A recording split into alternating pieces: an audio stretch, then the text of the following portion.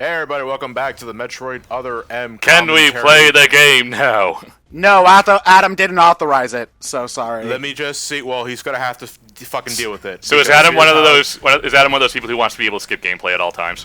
Yeah, essentially. Yeah, you make a great journalist. Gotcha. We can talk about that at another time. So, all right, folks. You guys, I know I'm known as the Metroid guy here on BrainScratch, and pretty much every playthrough that we've done so far, with exception to our first Fusion run. No, I'm confusing with SGB. That I like to 100% Fusion Metroid games. No. I am not 100%ing Metro Other M. In fact, Metro Other M is also a game I did not practice for. I did not want to be bothered. You don't need practice. I have not. Oh yeah, it is one of the most linear games in the entire series. There's not much to practice. It's the most linear game in the entire series. You are railroaded hard in this game to the point where you can't even progress unless you save. Wait, really? Like, yeah, the doors won't open until you use a save room. Huh. That's how. Which means if I wanted to practice this in the first place, I'd have to make 2 separate save files. If I remember correctly, there was a bug involving saves that caused It you was to lock something. yourself It was out something of it. about not getting the ice beam. If you went back to Sector 3 after getting the ice beam, there was a chance the door would not open. If I remember, the only fix was to either start the game over or send your Wii into Nintendo for a replacement save. Yes. Yep. With an SD card with a patch. Yep. Pretty much what they did with Skyward Sword. Quality programming there for something. I wonder. But can we rename Samus so we can? I like mod how our you Wiis? can walk into every goddamn bathroom. And you go into one of these dumb walking segments. And I think, there's sometimes there's a missile tank or something in them, but oh god, the walking sections are so jank. I hate how slowly you move. I don't know why these are in the game. I can't believe I'm saying this, but they actually designed a tank control system that controls worse than Resident Evil 4. That's interesting. You're using a D-pad. Yeah, I guess. Which you shouldn't be using a D-pad for a 3D movement in this day and age. There's no reason why this couldn't have been nunchuck and Wiimote supported. Sure, if you want to have the Wiimote sideways option, that's fine, but there's no reason why this game couldn't have been controlled with the nunchuck at all. I'll disagree with the option idea, if only because, if you're going to have that kind of option, then the controls themselves have to be as limited as the most limited option. Well, not really. Well, they already are. Yeah. One of the problems with the sideways Wii Remote problem is how limited they made the controls in response to that. You could have had more actions to perform if you had more than 2 buttons. And that... It's almost like we're not playing on the Nintendo Entertainment System anymore. The problem with that is that, we're playing a Team Ninja game here. And, you can see the Ninja Gaiden all over this game, just in the way Samus's run cycle and jump work.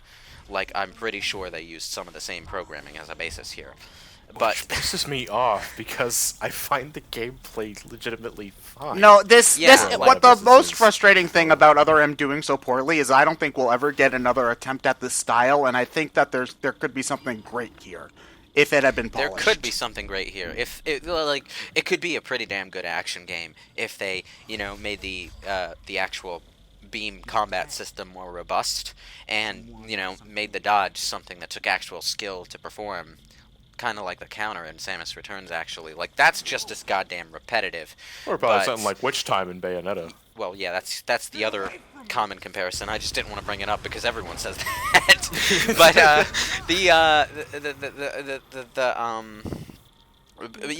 the counter in Samus Returns is an example of what I'm talking about. It's a repetitive mechanic, and I can see it getting really, really old by the end of the game. But at least you have to time it. Whereas in Metroid Other M, you just sort of wiggle the D-pad in the general direction at the vague-ish time that you're attacked, and you'll execute a perfect dodge roll. You'll auto-charge your beam. No muss, no fuss. It's kind of boring. It's not satisfying to pull off because you don't feel like you achieved something by pulling it off. Yeah, the acrobatic and flippy shit you do is cool to watch, but gameplay-wise, there's not much to do. You are right. It could have been really cool. Again, is the problem. I like the finishers. You dodge roll here more than Dark Souls. Wow, Wow, that's saying a lot. Wow, other M is the essentially. Dark Souls of Metroid games. Yeah. Does that mean that, wait, if this is the Dark Souls of Metroid, that means that this is everyone's favorite Metroid then, right? Huh? Alright, so I'm going to be intentionally taking a lot of damage here. Because if I get down to 1, the fight automatically proceeds to the second Next part. phase. Oh, really? You can't, Yeah. can't you win this fight just by doing damage to it, though? You have to wait until they authorize freeze beams. Oh, okay. Yeah. You see, okay, so the authorization system... I should stress, they authorized the troops to use Ice Beam, but not Samus. You see, at... Samus, you're a goddamn freelance contractor. You take no orders from Adam. Do what the fuck you want. Okay, well, here's the thing. After this scene, I believe there is a conversation where Adam does say, if you're going to stay on this ship, I'm treating you like one of my troops. So, the idea that Adam... I think that was before this, actually. Okay, he's so already doing the authorizing. so like it's a stupid idea, but the idea that that you have to authorize certain weapons because it's unsafe, because at this point they don't know if there's other people in the facility. So for like the first half an hour of the game, I don't necessarily mind the idea that like just in Well, case no, we it's should not empower even an bomb unsafe thing. They get to use ice beams. Why can't I? Here's my problem with it. The first thing I want to say about the authorization thing is that I understand what they were going for. I do too. And on paper, it's a pretty good idea. They're trying to make a gameplay mechanic a narrative tool, in the sense that it's supposed to emphasize the troubled relationship between Samus and Adam and the trust that she still places in him. The problem with it is, well, it's mostly in what gets authorized and where, to be honest, because it kind of kills its own narrative reasoning after a point. Yeah, like And the various suit also- example is the best example of that. Like, there's no reason why she shouldn't have to have that on at all times anyway. You know. It also results in a disconnect between the player and Samus. Like, you aren't finding stuff and figuring out where you're supposed to use it for maximum effect anymore.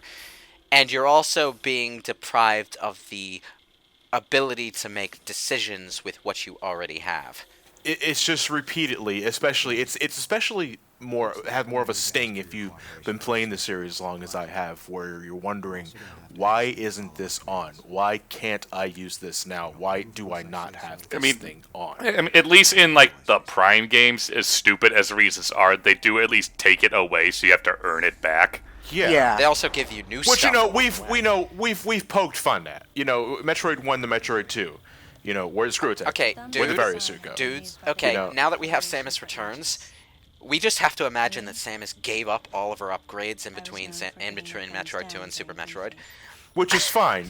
I'd rather they just I'd just rather it not be there and not explained at all, honestly, since their explanations every single time have been really dumb, with the sole exception of Fusion, where it's the only game where it makes sense.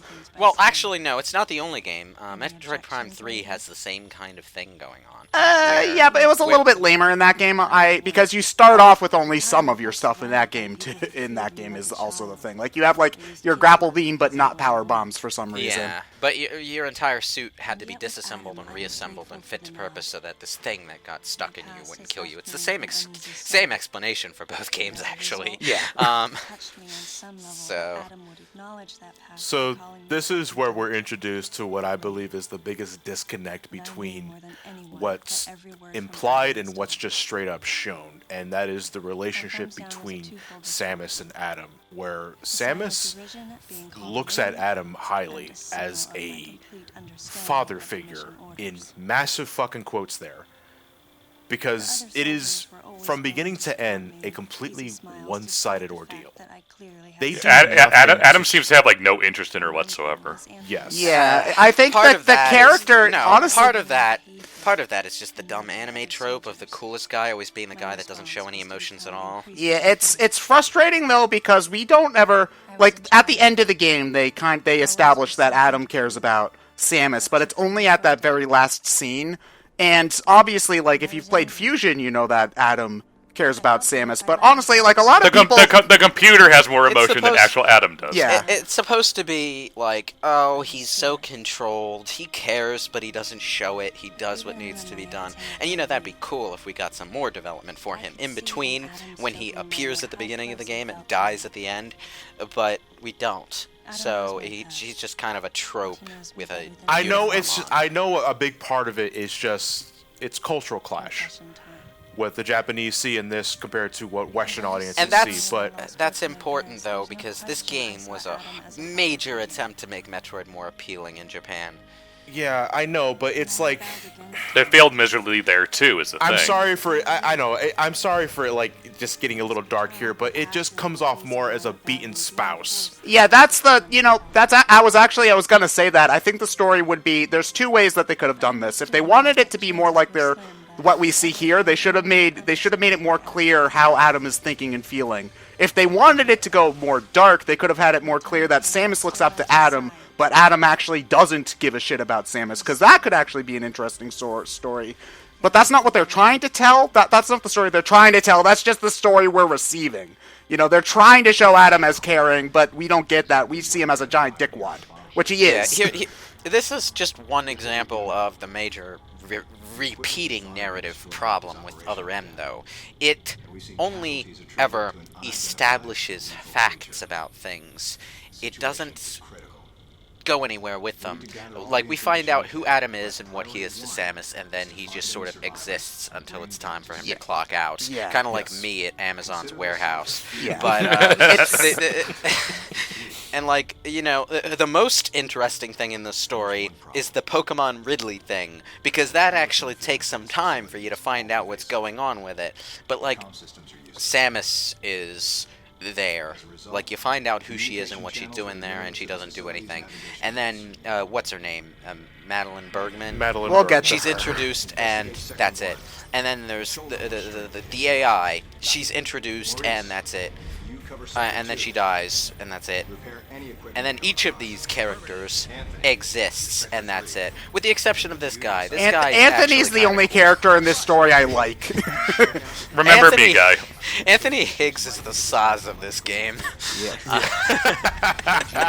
It's frustrating because, Metroid is a series that doesn't have a lot of characters, which I think in a lot of ways makes it good for making a world that's interesting, but not necessarily stories that are interesting. So having a couple of GF troops around that we could connect to isn't a bad idea. It's just all but one of them are cardboard boxes. So Yeah, the cardboard boxes that sneak off stage after they appear. Is the camera still we're on? not there yet, but the frickin' murder mystery thing. Oh my god. We'll get that to that. But We will.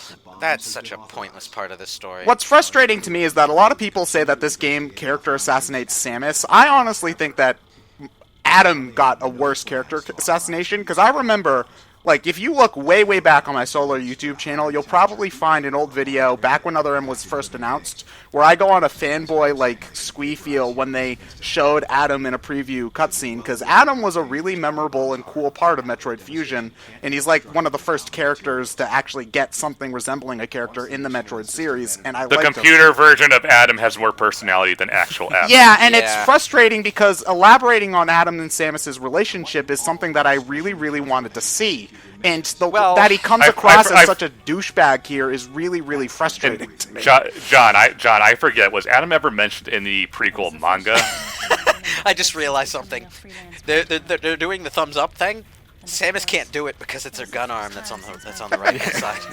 No, but Hey, put that thing down. John. To go back to your question, Ryan. I do not know if Adam's a thing in the prequel manga. I was just asking because that could have been that would have made Adam's thing here even worse if he was actually mentioned early on. Now, okay, there's bringing up the character assassination of Adam and the character assassination of Samus is actually two kind of different things, because it's two kind of different effects that are happening here. One is, Adam is an established character who had a personality in his first appearance. Samus, on the other hand, has a very minimal amount of personality prior to this game. No. And a lot of what we understand of Samus is understood through her actions in game and through our interaction with her as players. Yeah. I think maybe a part of what Sakamoto was intending was that people read the fucking manga. That's true, but that's before even getting. But the manga's better than this. Before you even get into the backstory elements of Samus Aran, Get out there! Just the way Samus interacts with the player in gameplay is hamstrung by the authorization system and the way you're being railroaded all over the place, and the way Samus and the player do not get to make any decisions about what they're doing in this goddamn game hamstrings her character before you even find out who she is. Yeah. You don't get to make any decisions until post-game. Yeah. Hey, John, what do you talk about? This is a Metroid game. You backtrack. What are you talking about? A little ball. Okay, welcome to our preview of Marble Madness, by the way. I'm not recording that, dude. When I could get away with it, I go in Morph Ball mode because it is faster on ground. Also, I hope you like to reuse Super Metroid enemies. Okay, actually, that's a plot point. To be fair, no, I know, but still, yeah, but, it's a plot point, but it's a really, really clumsily included one. Again, it's just the repeat of fusion. The problem with it is that it results in the game, apart from the slick shininess of everything, the game doesn't have a visual identity. Like, the graphics are nice, but where's the art design? All of the art design is art design we've seen before. And if it's not art design we've seen before, it's something bland and by the numbers, like, oh, here's another fire level, or here's another jungle. It's trying to do to Super Metroid what Fusion did to Metroid 2, but the funny thing about Fusion is that since Metroid 2 was a Game Boy game that didn't have color, they basically got to invent what SR388 looked like in Metroid Fusion, whereas Super Metroid has, for the time, very good graphics, so it's just kind of like, okay, let's take a bunch of stuff from Super Metroid and throw them into different chunks of a space station. And then that's our game. And make it 3D totally different. Yeah. And it's like, okay, Metroid Prime 1 specifically had some pretty generic area themes, but the art design for everything around that, specifically Zero Mission, was pretty goddamn unique. Zero Mission. Well, I'm talking about Prime. Oh, I thought you were talking. You thought you said just Metroid 1. No, Metroid Prime 1. Okay, no, Metroid 1 is the same corridors, just palette swapped over and over again. That game is Yeah. Sorry, I must have just glossed over the Prime part. My bad. No, you're just pulling a Sakamoto. You forgot that it exists. Yeah, it's like, you fucking sheep. Yeah, it's just like, there's a lot of unique art design going on in Prime 1. Unique bosses. Even Ridley, the recurring enemy, has his own new Meta Ridley look to it. So, not only do you have a pretty damn good-looking GameCube game, oversized shoulder pads notwithstanding, you have new sights and sounds and smells and tastes. Can Samus smell through her visor? I hope so. Well, she can drink coffee through it, as we established in another playthrough. but whereas Other M, which technically has better graphics than Prime 1, doesn't have as much of a visual impact because you're not seeing much that's new. You probably have the best experience with Other M if you've never played another Metroid game before in your life. Which is not to say we don't get glimmers of something what a really good-looking game would have looked like, environmentally speaking. No. The fact that the graphics are technically so solid is a proof that that there were very skilled people working on this game. It's just, you can have the shiniest looking cardboard box ever made with 50 million polygons, but it's not going to be interesting because it's a cardboard box. Yeah. So of course, none of this is helped by the fact that we're on the Wii, which outputs in 480p maximum. You see, you know what? At a time with the 360 and PS3 out, yeah. Yeah, this is, that's the thing about Prime 4 that gets me excited, is we're finally going to have a true HD Metroid game, which I think that out of all the Nintendo franchises, Metroid would benefit from the bump to HD the most. Man, I really hope that someday they port Metroid Samus Returns to the Switch, because that game deserves it.